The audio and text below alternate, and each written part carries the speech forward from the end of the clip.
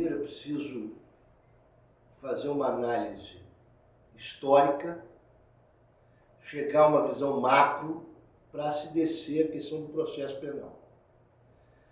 A Operação Lava Jato ajudou a desestruturar parte da democracia brasileira. Ao atacar o mundo político, prender senador da República, invadir várias vezes o Congresso Nacional.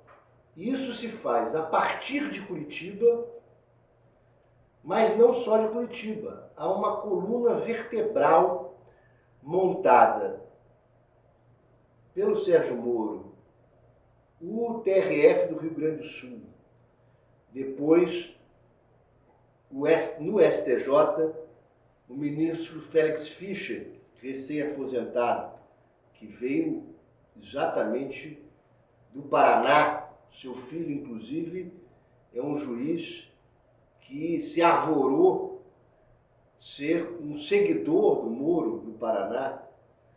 E, ao fim, naqueles primeiros momentos, o Zavascki, que veio do Rio Grande do Sul, e depois o Fachin, que veio do Paraná.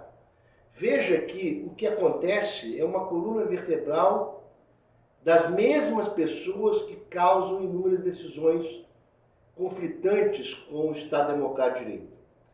Só que fazendo um recuo, é preciso entender que a Operação Lava Jato ela é uma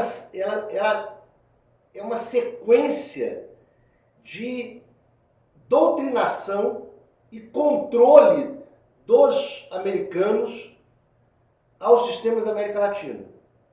No livro Geopolítica da Intervenção, a verdadeira história da Lava Jato, eu começo a abordar exatamente qual é a ligação que se tem com a doutrina de segurança nacional, que foi gerar o golpe de 64, e a doutrina de segurança nacional foi formulada pelos americanos em uma escola de doutrinação aos nossos militares. Como ela vai ser substituída do inimigo interno comunista para o inimigo traficante, como os Estados Unidos vai fazer a mesma doutrinação e dominação através da doutrinação das nossas forças policiais. E aí o DEA, no Brasil, pagamento da Polícia Federal. Houve uma CPI no Brasil sobre isso. E como os Estados Unidos aperfeiçoa essas duas sequências de intervenção na América Latina. Veja, o primeiro que gera o golpe militar na América Latina inteira. O segundo que gera uma dominação através do tráfico Colômbia, né, e América Latina inteira. E a partir do momento em que o projeto Pontes toma corpo, o projeto Pontes foi revelado por um telegrama da Embaixada Brasileira, a Embaixada dos Estados Unidos do Brasil aos Estados Unidos, em que se conta um evento de doutrinação a juízes, procuradores e policiais federais. Quem estava presente? Exatamente Sérgio Moro. E esse documento termina com a representante dizendo que era incrível como as autoridades brasileiras se comportavam contra o governo e, ao mesmo tempo,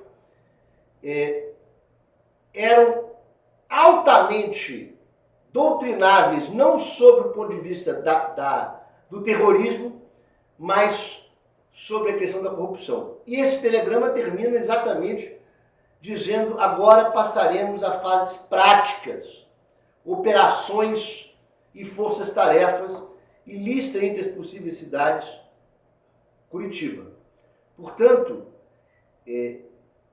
isso se conectando com um processo anterior à Lava Jato, que o Sérgio Moro trabalha em conjunto com a embaixada, com o consulado americano, definindo medidas anteriores à lei de organização criminosa, de agente infiltrado, criação de empresas falsas, e atua junto com o FBI, e por coincidência, exatamente o Dallagnol é o mesmo procurador, se conecta uma estrutura de entrada dos Estados Unidos, através do Sérgio Moro, Dallagnol, que inclusive fizeram seus pseudo-cursos em Harvard, posteriormente, cursos de doutrinação, né, de bandeiras americanas como lavagem de dinheiro e etc. Como isso se estrutura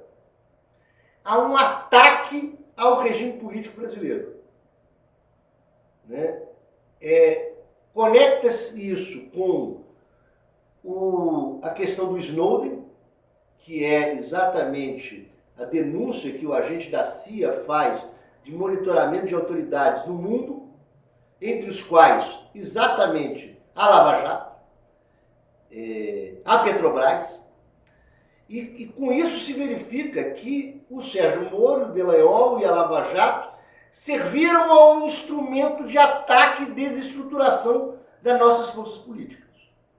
Então, antes de falar em processo, é preciso entender que o objetivo claro foi a desestruturação da nossa democracia, da nossa força política, e como isso, através do Brasil, se exporta a outros lugares da América Latina, com prisões de ex-presidentes, né, na América Latina inteira.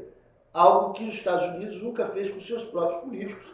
Veja que o Trump agora é o primeiro presidente americano que sofre uma busca e apreensão. De maneira discreta, né? Ele mesmo acaba divulgando essa busca e apreensão, enquanto nós, América Latina e nós, brasileiros, importamos esse método de destruição da nossa classe política, a prisão do Lula, que foi um sequestro, não foi uma prisão, absolutamente ilegal depois de uma condução coercitiva declarada ilegal pelo Supremo Tribunal Federal, a prisão do Temer, em plena rua, né? Um ataque constante de tirar a legitimidade da classe política brasileira, que acaba gerando, veja, o Temer foi absolvido nesse processo, porque a gravação tinha sido editada, não foi Curitiba, mas foi uma franchising, vamos dizer assim, da Lava Jato de Curitiba, que se faz no Rio de Janeiro, com Bretas. Né? O Lula tem o seu processo posteriormente anulado exatamente pela parcialidade do juiz. Então, são ataques de desestruturação de forças políticas que acabam gerando a subida da extrema-direita e do bolsonarismo. Consequências de permanência dos danos da Lava Jato no judiciário são enormes. É preciso entender que o discurso de combate à corrupção, ele foi a chave de entrada dos Estados Unidos com o conservadorismo brasileiro. Vamos lembrar o seguinte, o Jânio Quadros, sua propaganda política era varre, varre, varre, varre, vassourinha. O Fernando Collor, o caçador de Marajá. Então, essa estruturação da chave de entrada ideológica foi a corrupção. Por dentro do judiciário, o judiciário, ao mesmo tempo que ajudou a desclassificar, diminuir a legitimidade e colocar em risco a democracia ao atacar a classe política, fez com que houvesse um vácuo de poder na classe política e nisso o judiciário avançou em estruturação de poder e passou o Supremo Tribunal Federal e o judiciário em si a exercer um papel além do papel originariamente colocado ao Poder Judiciário. E com isso, em um país em que nós já somos o terceiro e competindo para o segundo país que mais prende no mundo, e que não conseguimos até hoje absorver a Constituição de 88. Veja, a Constituinte de 88 democratizou, ajudou a democratizar o poder legislativo, o poder executivo. Ulisses dizia o seguinte, que o poder político precisa subir a rampa de 4 em 4 anos. Ao contrário, o poder judiciário ele se faz de forma permanente. E desta forma, com esse vácuo de poder, o poder judiciário, que não foi democratizado pela Constituição de 88, o Sepúlveda Pertence dizia sobre o Ministério Público. Sepúlveda, ex-ministro supremo e foi procurador-geral na Constituinte de 88. Presidente, não sou Golbery, mas criei um monstro. Se referindo aos poderes do Ministério Público. A articulação para a não democratização do Poder Judiciário foi enorme. E o Poder Judiciário é um poder conservador, desconectado com o povo brasileiro, e que passou a exercer um papel além dos seus poderes originais, em um país que prende exageradamente. Portanto, o que nós já tínhamos de problema de falta de respeito ao devido processo legal, de juiz, desembargadores e ministros, fazendo a ressalva do papel que teve o Supremo Tribunal Federal na anulação desse processo, do Lula e vários, do papel que existe, que exerce inúmeros membros do Poder Judiciário. Mas, de forma geral, o Poder Judiciário exerce no país um papel de desrespeito à Constituição e devido processo legal, e a Lava Jato acentuou isso. Nós temos que olhar a Lava Jato como um péssimo exemplo em relação a respeito às garantias individuais e utilizar esse exemplo para definitivamente pensar em reformular o Poder Judiciário e o Ministério Público. Os efeitos são duradouros e catastróficos. Que em 64 houve a institucionalização da tortura. Os presos políticos eram quase automaticamente torturados. Sob um ponto de vista pós-moderno, a mesma coisa fez a Lava Jato. A Lava Jato instituiu um método de prisão ilegal, de sequestro, sob um disfarce de legalidade, de pessoas em vários estados brasileiros, para a Guantánamo brasileira, que virou a carceragem de Curitiba, e tortura. Não com o pau de arara e choque elétrico, de maneira grosseira e grotesca de regime de 64, mas uma tortura procedimental, por isso chamei de Guantánamo. Uma tortura em que, olha, no livro, novamente, há um caso excepcional, que é o primeiro caso da Lava Jato, o caso do Paulo Roberto Costa, que eu defendi. Ele era impedido de tomar banho, e banho de sol por 4, 5 dias durante os feriados. Eu, inclusive, entrei com uma petição ao Sérgio Moro, destacando a lei de defesa aos animais e relembrando a petição que foi feita pelo Sobral Pinto. Está aqui, ó, página 117, no qual ele denuncia o preso que estava sofrendo ameaças, que era impedido de tomar banho de sol e impedido de tomar banho durante 4, 5 dias, uma forma de destruição do psicológico dos presos. Esta forma de tortura teve parecer confirmando e favorável à concessão da ordem pela Procuradoria da República perante o STJ, ou seja, nós não estamos só diante do advogado afirmar mas de uma concordância da Procuradoria da República de que os atos eram desumanos, cruéis, e que deveria haver uma concessão em relação a isso, e houve um reconhecimento de um juiz de plantão de que os atos eram desumanos. Logo após o Sérgio Moro, para se livrar e para punir o preso, o transferiu para uma cadeia comum. E depois a secretária de Direitos Humanos devolveu o Paulo Roberto Costa à Polícia Federal. Portanto, é o seguinte, nós temos comprovadamente um caso de tortura. Além do que, nós temos casos de tentativa de suicídio dentro da prisão de Curitiba. Ou seja, ambas as épocas temos casos específicos de tortura e neste ponto é onde se conecta a delação premiada. Veja, quando nós vamos falar da delação premiada, é importante fazermos um paralelo com um sujeito. O médico Mengele. E a presença de médicos nas torturas de 64. Por que isso? Para demonstrar como um determinado tipo de profissional pode ser absolutamente desviado da sua função básica.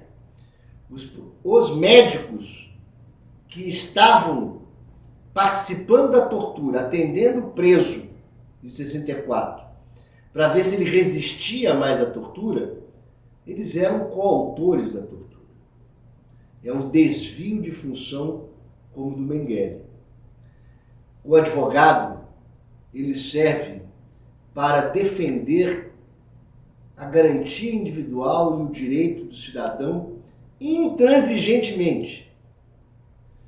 E advogados que durante o regime de 64 assinaram depoimentos de torturados